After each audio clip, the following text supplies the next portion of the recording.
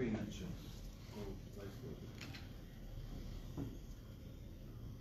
vi recite kad možemo. može.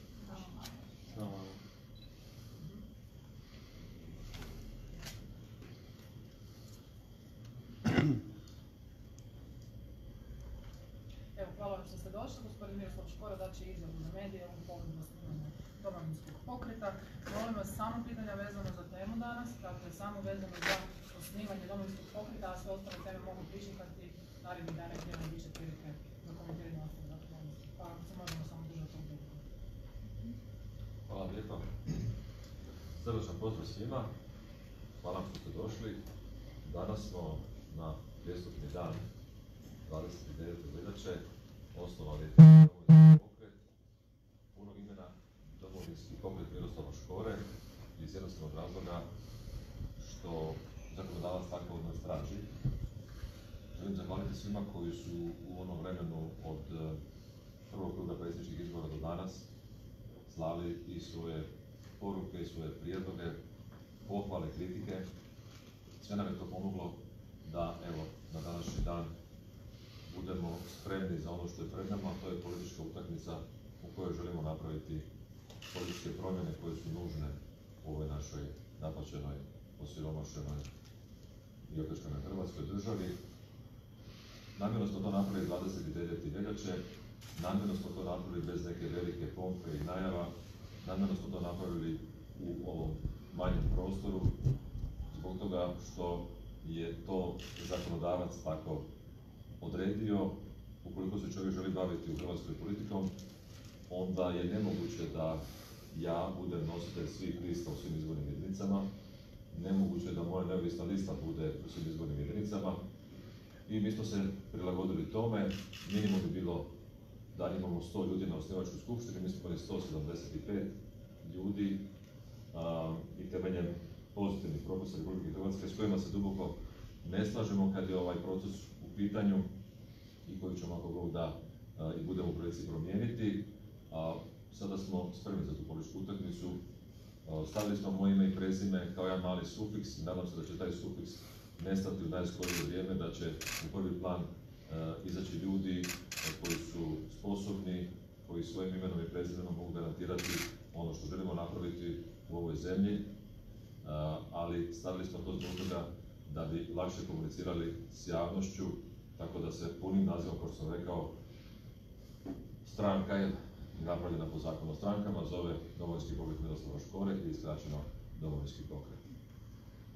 Danas je ukratko predstavljen i taj program, usvojeno je radno tijelo koje je potom izabralo i predsjednika i koje je izabralo Domovinski odbor, pa bi ja iskoristio prigodu samo da vam predstavim ljude koji su iza mene. Neki su nažalost morali otići, ja se ispričavam u njihovo ime. Čast mi je da vam mogu predstaviti ljudi koji su u Domovinskom odboru, ići ću abecednim redom. Gospodin Čurić Miljenko iz Zagreba, poduzetnik i čovjek s kojim surađujem dugi niz godina u organizacijskom smislu. Gospođa profesor dr. Anita Frajman sa Ekonomskog fakulteta u Osijeku. Gospodin Ivan Jenjingi iz Krnjeca u Kutjevu, moj dugogodišnji prijatelj i poznati hrvatski enolog i vinar. Gospodin Nikola Grabovac, doktorant enologije, magistar agronomije, mladi poduzetnik iz Imotskog. Gospodin Josip Jović, novinar iz Splita, vaš kolega. Gospodin Ivan Krpan iz Zagreba, diplomirani inženjer. Profesor dr. Zvonko Lovrić, umirovljeni šef traumatologije Kliničke bolnice Dubrava u Zagrebu. Gospodin Vedran Likota, poznati hrvatski dramski umjetnik, u zadnje vrijeme sve više i više poznati alpinist. Gospodin Stipo Mlinarić Čipe, ratni heroj Vukovara, član Turbovoda, pripadnik Turbovoda Blage Zadre, Strpinske ceste. Gospodin Igor Peternel, doktor znanosti, također i politički komentator, sada je došao na drugu stranu. Gospodin Mario Radić, poznati hrvatski poduzetnik iz Vukovara. profesor dr. Ante Ročević, šef katedre za skupinu ekonomskih predmeta na sveučilištu Sjever.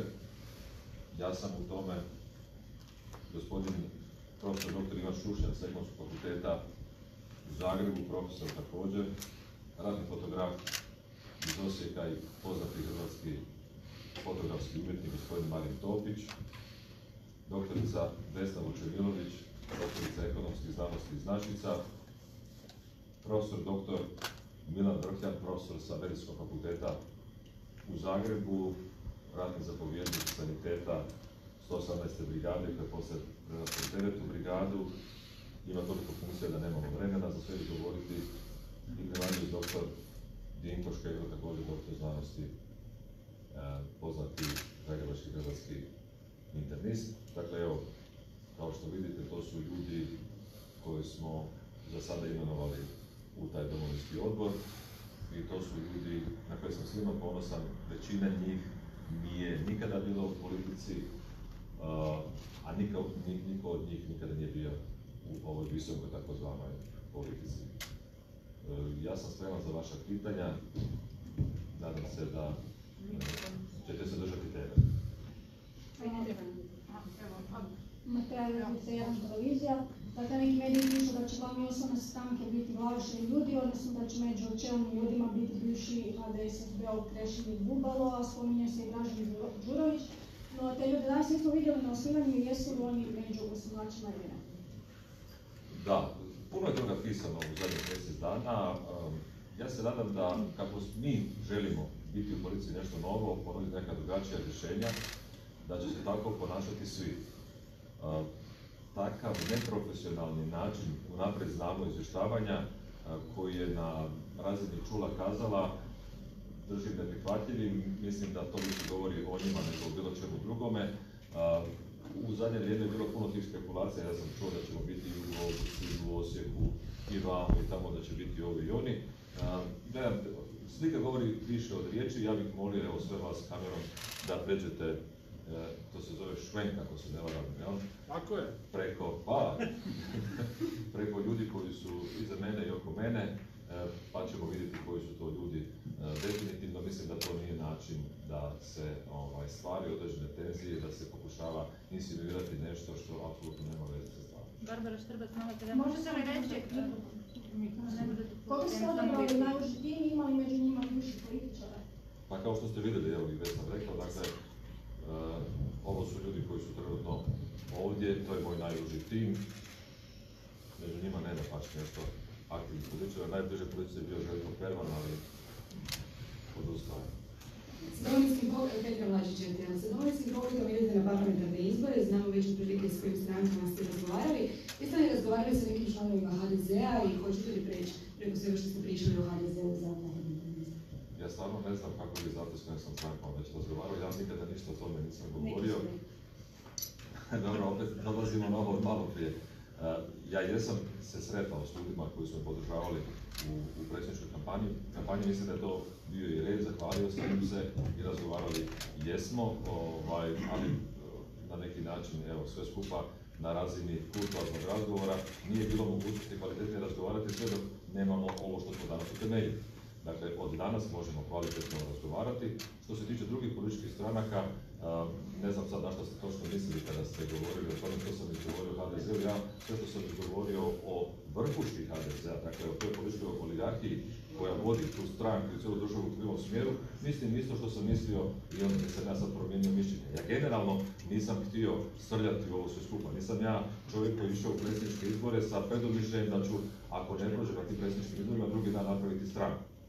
Ja sam čovjek koji vrlo bolno pokušava stvari posložiti na način da kada nešto napravim, onda stvarno mogu iza toga stati i mišlju, i riječju, i dijelom. Prema tome, razgovarat ću sa svima, zato i jesam postao pokret. Razlika među pokreta i stranke, mislim da to ne treba posebno pojašnjavati. Mi nemamo zakon o pokretima i zakon o strankama, ali pokret je nešto ipak drugačije nego što je stranka. Mi se nadamo da ćemo, ako Bog da, i ako bude nekakvog uspjeha i razloga, prerasti u stranku, pravu stranku. Za sada smo mi pokret, nama su svi dobrodošli, tako da nećemo praviti razliku, a u razgovorima razgovarat ćemo sa svima, međutim imamo svoje ciljeve, tih ćemo se ciljeva držati i nećemo popuštati otpuštati zbog toga što nama nije cilj sjediti u Saboru, nije nam cilj fotelja, nije nam cilj mandat, nije nam cilj novac od tog mandata, nego nam je cilj da napravimo neku promjenu ukoliko je narod na to spreman. Ja vjerujem da je. Barbara Štrbac, Nova TV, sami ste rekli ovdje među vašim ljudima, nisu ljudi koji su bili prije u politici, barem ne u visokoj politici. Kako će to utjecati na vaše upravo te buduće dogovore o mogućim koalicijama? Hoćete li tražiti ili hoćete li zazirati od ljudi koji su bili u nekom obliku izvršne vlasti? I ako nam možete imenovati konkretno koje su vam stranke bliske za suradnju? Mislim da nema razloga da mi zaziremo od bilo koga. Svako ko ima neku vrstu političke organizacije ili koji se stane na hrvatskom političkom nebu, odgovara za svoje postupke, odgovara ne samo za postupke. Stekla sam da je to put kojim vi želite ići.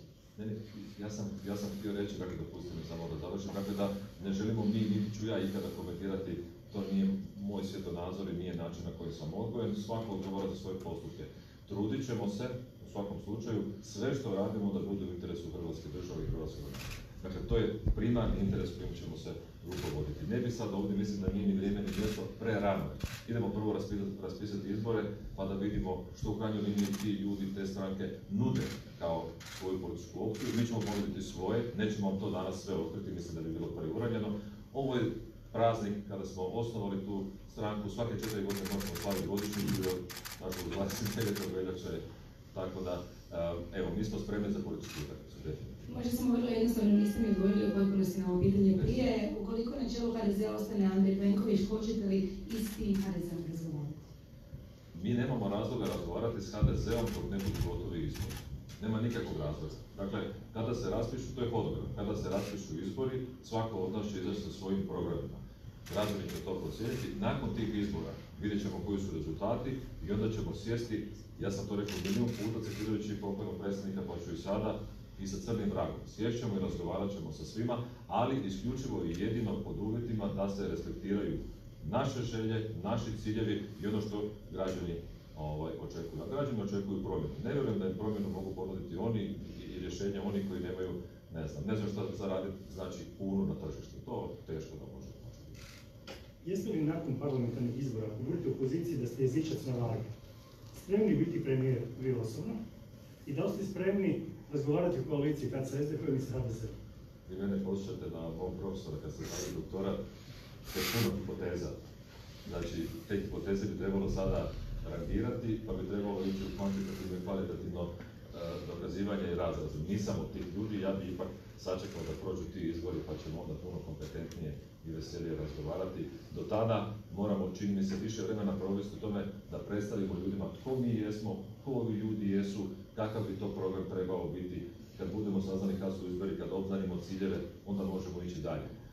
Ovo što ja danas radim, i to bih volio da na neki način isto primite na znanje, je zbog toga što je, eto, dan kada smo osnovali Pokret. Ja se nadam da će u svim televizijskim emisijama, u svim obraćanjima, u svemu što će uslijediti, govoriti ovi ljudi oko mene. Mi ćemo pokušati napraviti u sljedećem vremenu savjete za sve ono što bi moglo biti bitno i što je bitno. I onda ćemo ponuditi kroz sve savjete rješenja, a umjesto mene govorit će ljudi koji zasigurno o svim tim temama znaju puno više. Da li građani i danas zanima, je li Miroslav Škoro spreman preuzeti ovu zemlju u svoje ruke i postati premijer? Pa dobro, Miroslav Škoro ne bi stajao danas ovdje da nije spreman upravo na to. Mislim da to možda nekima nije jasno, ali onima kojima treba biti jasno. Imate veliki kapital iz prvog kruga predsjedničkih. A nemam, neke vaše kolege pišu da se ne gubi. Mnogo ljudi je izrazilo zadovoljstvo sa svim onim što ste govorili i to su pokazali svojim glasovima.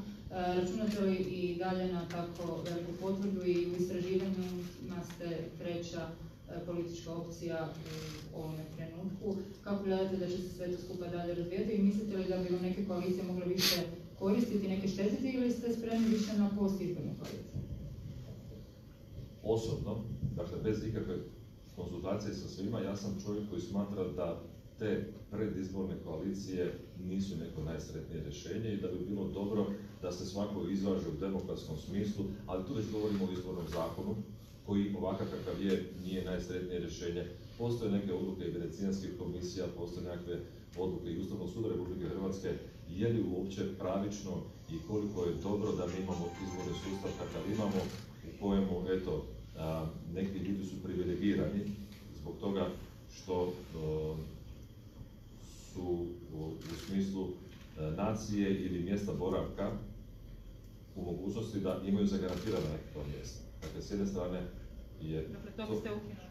Ne, ja samo govorim da su to je faktografija. Ja? Dakle, mi imamo činjenicu da kada je u pitanju izborni zakon Republike Hrvatske, mi moramo poštivati taj zakon. Ali ne znači da se ja osobno s njim slažem. Dakle, to biste ukinuli? Ja kažem ne Manjina znači... je da imaju garantirano mjesto. Ja govorim da se ne znači da se ja time slažem. Definitivno se smatram da postoji drugačije i bolje rješenje na koje ukazuju međunarodne i hrvatske institucije, od Hrvatskog ustavnog suda preko Venecijanske komisije pa nadalje. Ja smatram da je nacionalni interes Republike Hrvatske nešto što je nacionalni interes Republike Hrvatske i tu nema brojanja krvnih zrnaca. Tu nema, a hrvatski državljanin je hrvatski državljanin i on mora imati sva prava kada je u pitanju glasovanja, bez obzira živjeli u Zagrebu, Splitu, Vancouveru, Moskvi ili Mostaru. Sad sam se malo pogubio, sve opišem samo ono... Kako biste vi uredili taj dio onda? I sa manjinama i sa dijasporom? Molim? Možemo držati temu. Pa to je tema, to je stavovi... Ne, nema veze, nemam ja problema s tim, dopače. Dakle, kad je u pitanju glasovanje, ja smatram da se moramo ponašati sukladno zakonu koji trenutno je. Međutim, u budućnosti valja raditi na tome da imamo kvalitetne rješenje kad je u pitanju glasovanja iz jednostavnog razloga što je sada sustav postavljen tako da ne omogućava svima ravnopravan pristup kad je glasovanje u pitanju. Hoćete u krajnjoj liniji fizički, zbog toga što se može glasovati samo u DKP-ima, nadležnim, jel? Hoćete u krajnjoj liniji i činjenicom da postoje, uvjetno rečeno, oni koji u demokratskom smislu imaju određene privilegije. Dakle, na manjinskoj listi se biraju ljudi koji ulaze u taj sabor sa relativno malim brojem glasova. Kako mi nemamo takozvani imperativni mandat, mi generalno imamo situaciju da se glasuje za liste. I kada se glasuje za te liste, niti te liste kome odgovaraju, niti vlada kome odgovara, niti vlasnici, odnosno članovi upravnih vijeća i direktori državnih poduzeća kome odgovaraju. Dakle, niko nikome ne odgovara. Ja bih volio da mi imamo odgovornost u politici. To je cijela priča. Dakle, ta odgovornost proizlazi iz sposobnosti, ne iz stranačke pripadnosti. Dakle, ja smatram da u cijeloj toj priči, ako neko uđe u taj sabor sa 800 glasova ili sa 10-15 tisuća glasova, ne bi trebao imati ista prava kao što trenutno imamo situaciju. Imamo situaciju da nakon toga se onda svi ti ljudi očituju po svim pitanjima. Mi smo po tome čak i rekao specifiku u političkom smislu i mislim da na tome trebamo definitivno raditi. Dakle, mislite da manjine ne bi trebali glasati o određenim stvarima u Saboru, odlučivati? Pa mislim da su privilegirane definitivno po hrvatskom zakonu. Mi smo jedna od zemalja koja ima najviše pripadnika nacionalnih manjina u Saboru. Mislim da imamo najviše. Ne znam ko ima više od nas. I ja mislim da je to jedna tekovina koja se treba apsolutno držati, treba je respektirati. To je veliki kompliment i doprinos razvoju hrvatske demokracije. Ali postoji i nešto što se zove parlamentarni život u kojemu trebamo paziti da bude ravnopravno sve skupa zastupljeno na način da onda ljudi mogu nakon nekog vremena znati koji u krajnjoj liniji predstavlja u tom saboru. Imamo sada sabor i vladu koju podržava opcija u kojoj je dobar dio ljudi, zovemo ih žetončići, pretrčao iz jedne političke opcije u drugu političku opciju.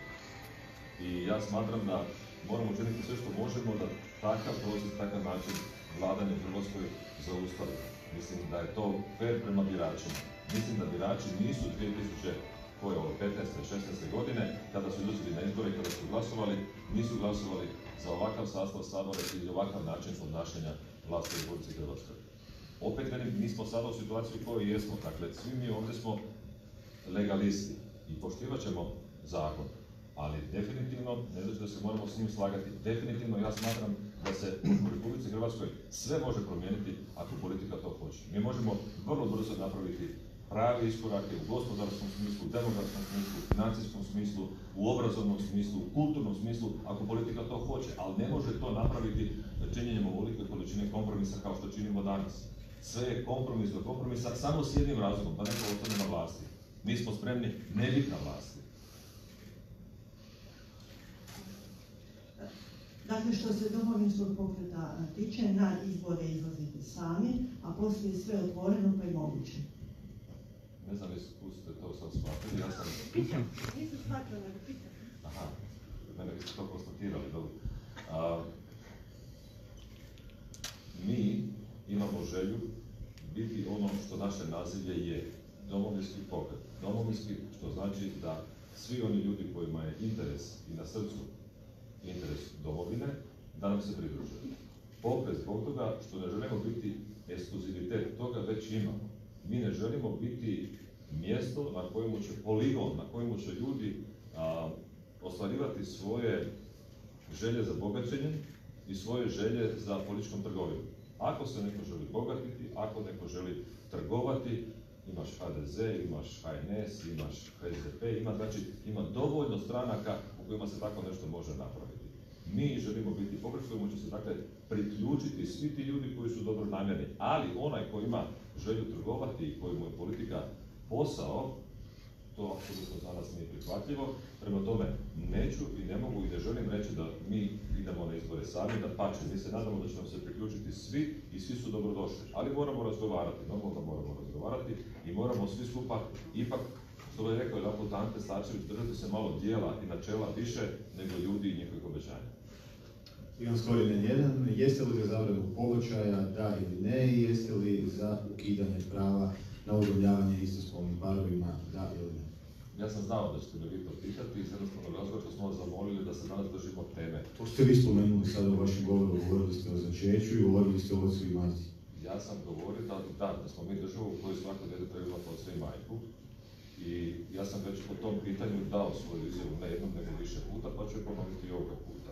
Dakle, ja smatram da je Ustavni sud i Sabor Republike Hrvatske ono što će riješiti pitanje, kad je u pitanju zabrana pobačaja. Ja jesam protiv zabrana, ali sam još više protiv pobačaja. Tako da, moj stav je po tom pitanju jasan, a kad je u pitanju ovo pravo, to ste mislili usvajanje udomljavanje. Da, ja nisam za. Znači za zabranu? Ja nisam za to. Dakle, za zabranu. Samo da govorite na pitanje kolegice Štrbac, jeste li za smanjenje broja zastupnika manjina u Hrvatskom saboru, budući da niste direktno govorili da ili ne? Imate odluku Ustavnog suda Republike Hrvatske, imate mišljenje Venecijanske komisije po kojoj je to apsolutno nešto o čemu treba definitivno razgovarati na drugačiji način. Dakle, postoji, ili se ja varam, vi ste puno duže u ovom poslu nego što sam ja. Dakle, Ustavni sud je rekao da to nije dobro i Venecijanska komisija preporuča drugačije rješenje. Ja smatram da u Hrvatskom saboru trebaju sjediti najsposobniji. Smatram da trebaju sjediti najbolji. Smatram da trebaju sjediti oni koji imaju viziju i želju da se nešto napravi dobro u ovoj zemlji. Smatram da u tom saboru ne treba sjediti niko zbog toga što mu neko garantira to pravo. Niko nikom u demokraciji ne bi trebao garantirati ništa, a posebice ne obnašanje vlasti. Znači da. Znači da, za smanjenje broja zastupnika manjina u Hrvatskom saboru. Ja ne znam koji je to vaš kognitivni proces gdje vi iz mojih premisa zaključujete takvu konkluziju. Dakle, opet ću ponoviti, možda vam nije jasno. Ja sam čovjek koji živi u ovoj zemlji, živim na ovom kontinentu, imam 57 godina i živim na ovom svijetu. I ja smatram da postoje ljudi koji su puno pametniji, puno bistriji i puno više znaju o temama nego što ih znam ja. Ja se u ovoj zemlji bavim politikom. Ja sam danas ovdje zajedno s svojim ljudima i sa 175 ljudi osnovao pokret gdje želimo napraviti promjenu u Hrvatskoj. I želim to napraviti sukladno svim najvišim dosezima, demokratskim standardima u svijetu. Nisam ja Venecijanska komisija, nisam ja Ustavni sud Republike Hrvatske. Dakle, ako su oni to predložili, smatram da to treba staviti na politički stol i o tome razgovarati. Nije dobro da razgovaramo na način... Ustavni sud je stavio i da mogu udomljavati. Da, Ustavni sud tu nije nadležan. To je čak i Ustavni sud rekao. Ne možete u nekom trenutku uzeti odluke Ustavnog suda kad vam odgovaraju, a kad ne, onda ne. Ne. Ustavni sud nije nadležan, zato imate i 4 izuzetna mišljenja Ustavnih sudaca kad je u pitanju ovo o čemu smo malo prije govorili, a u ovom slučaju donio tu odluku jednoglasno. Prema tome, nije to baš isto. Ali da se sad ne petljamo previše o tome.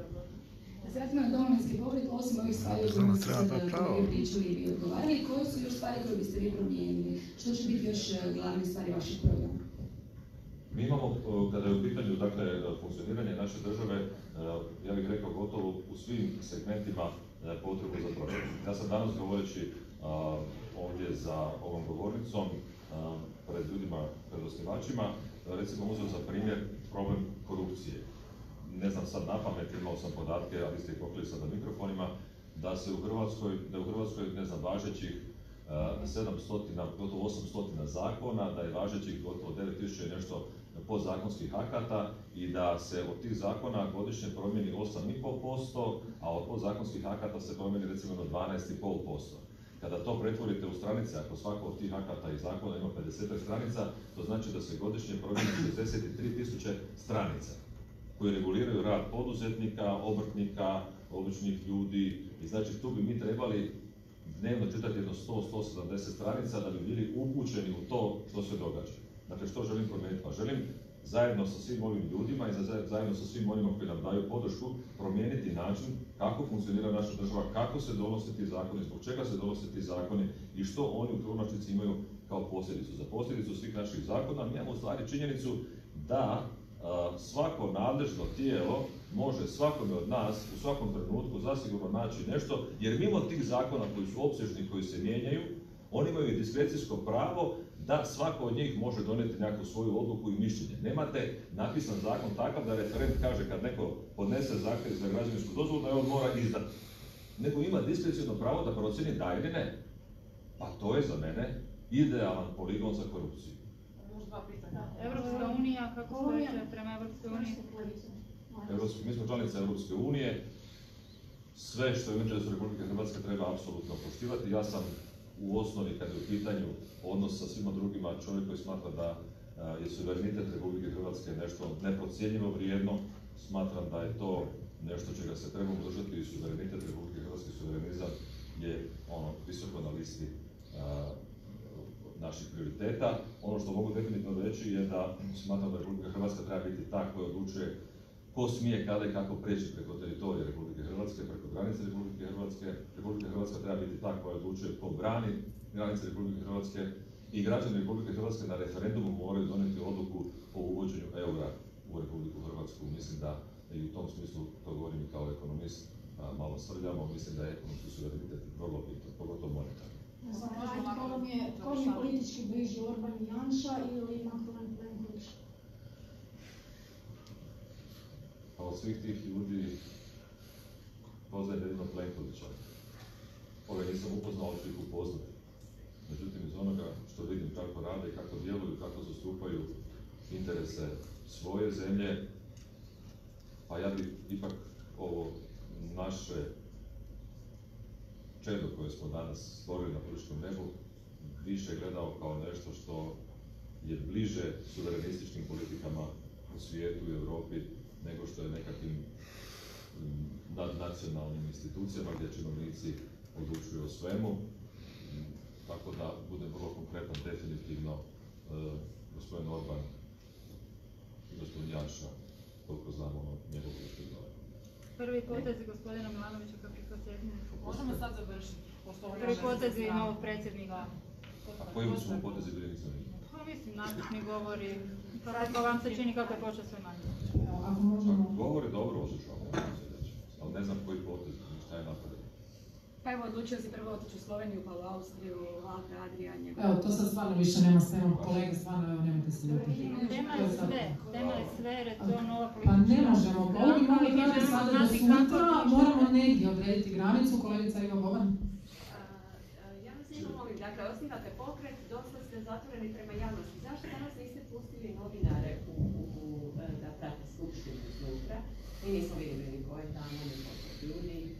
I što se tiče gospodina Bubala, ovo što ste rekli, znači li, gospodina Krešimira Bubala, znači li ovo što ste rekli da vi demantirate zapravo, je li on sudjelovao u pripremi osnivanja stranke i računate li na njega? Govorit ću vam obrnutim redom. Dakle, gospodina Krešimira Bubala znam jako dugo godina, obojica smo Osječani, gospodin je bio i župan i gradonačelnik grada Osijeka. Teško je bilo ne susresti ga. I privatno smo dobri, međutim, evo, kao što vidite, on danas ovdje nije s nama. Hoće li nam se pridružiti on ili bilo ko drugi, to ne ovisi ono.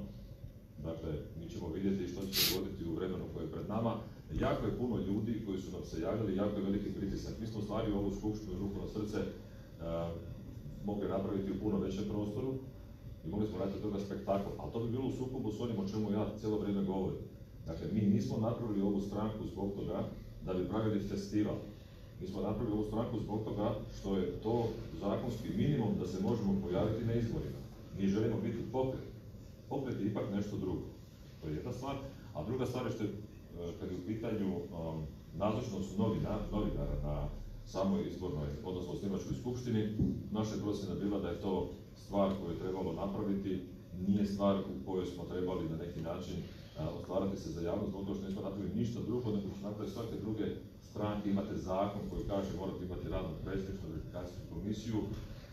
Naša je procjena bila da zato nema, to je dosadno medijski, ne znam šta bi s toga mogli uopće izvještavati, osim evo, usvojena prva točka, druga točka, evo sada i treća točka, ne znam. Želite li reći da je neko na gospodina Bubala vršio pritisak da nije došao na ovu dužnost? Ovo je sad izlazi iz okvira. Želim reći da vi vršite pritisak na mene da ja vama kažem nešto što nema veze. Znači samo je jednostavno nije došao. Kako mislite nije došao? Koga je zvao? Jeste ga vi zvali? Jeste li ga zvali? Pa jeste ga vi zvali? Ja ga nisam zvao, jeste ga vi zvali? Kako si? Ali ne, ali možete odgovoriti na pitanje. Pa jeste ko je? Je li netko vršio pritisak? Je li on sudjelovao s vama u starenju? Niko, gledajte, u osnivanju Domovinskog pokreta niko ni na koga nije vršio pritisak. Jedini problem koji smo mi imali je kako spriječiti taj nekakav masovni događaj koji bi trebao biti, ajde po mojoj slobodnoj procjeni, odigran u Ciboni. Ja to ne želim, ja sam drugačiji i vi se morate naviknuti na mene kao što se ja pomalo navikao na vas. Dakle, ja sam odradio Cibone, odradio sam domove sportova, arene, stadione. Dakle, meni nije to, ja politiku doživljavam na drugačiji način i dopustite mi da je doživljavam na drugačiji način. Zato ovi ljudi i jesu oko mene i samo. Zato jesu tu ljudi koji nisu, ne znam, kako bih rekao, politički stogodišnjaci. Sve prisutni političari koji su se pojavili prije 30 godina od dana osnitka Hrvatske do dana današnjega, eto, oni su nam na grbi. Dakle, ja to doživljavam drugačije, niko nikoga ni na što nije prisiljavao, Bože sačuvaj, niti će. Spominjali ste ranije na ovoj zatvorenoj osnivačkoj skupštini transparentnost imovine. Hoće li vaša imovinska kartica i kada biti potpuno javna? Pa naravno, kada to zakon bude od mene tražio, već je bila jedanput javna. Osim toga mislim da je u vašim medijima izašlo sve čak i više nego što imam, dapače, ja se nemam čega stidjeti. Ali jedini mali problem u toj cijeloj priči je što bi ja onda, ja se nadam da ću biti u poziciji za to, tražio da i drugi iznesu svoje imovinske kartice. U krajnjoj liniji svi vi. Nemam ja s tim problema. Dakle, ja bih volio da se to dogodi i ja pozivam sve da odmah, evo to na prvu točku dnevnog reda, ako ikada budemo u poziciji, stavimo imovinske kartice. Dobro, vi ste sami obećavali da za vreme predsjedničkih izbora da ćete dati svoju karticu, da nikad niste dali. Jesam, ja sam obećao da ću je dati i imao sam nekakav svoj hodogram. Hodogram je bio da ćemo u prvoj fazi i do prvog kruga odraditi što smo odradili, da smo ušli u drugi krug, to bi bilo to, šta bi drugo radio. Međutim, kako nisam ušao u drugi krug, šta bi ja se trebao dati svoju imovinsku karticu, koga bi to zanimalo, ako više nisam uopće u drugom krugu, nisam niti u žarištu, niti je to na neki način bila moja obaveza. Rekao sam da bježim od toga, ako hoćete možemo sad sjesti pa ćemo upisati sve što imam. Nije to nikakva tajna, dapače, vi to sve skupa znate, ali čini mi se da je ono što na kraju mogu samo reći sljedeće. Ovo je faktografija. Mi smo napravili nezaustavljivi pokret. On je posljedica činjenice da je 465.704 osobe dalo svoj glas na predsjedničkim izborima meni. Bez obzira koliko se bilo tko u ovoj zemlji bude trudio da to na bilo koji način omalovaži i da to na bilo koji način predstavi nečim što će biti poligon za iživljavanje nad ovim ljudima, za iživljavanje na nekim stvarima, mislim da je to krivo. Naš cilj nije sudjelovati u političkom životu Republike Hrvatske na način kako se to činilo do sada. Naš cilj nisu fotelje, naš cilj nisu plaće, naš cilj nije trgovina, naš cilj nije biti na vlasti po svaku cijenu. Naš cilj je uistinu slušati ovaj narod, kao što ja taj narod i njegovo bilo slušam ne jedan dan, nego 35 godina. To je način na koji ja funkcioniram i to je ono što od mene možete očekivati. Uvijek ste dobrodošli, dapače.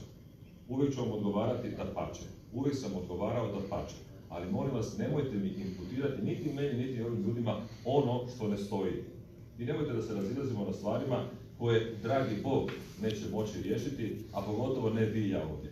I vi i ja jako dobro znamo šta znači postaviti dobro, normalno i konstruktivno pitanje i šta znači postaviti zločesto pitanje. Ja sam bio na vašem mjestu. Hvala vam lijepo. Hvala vam lijepo.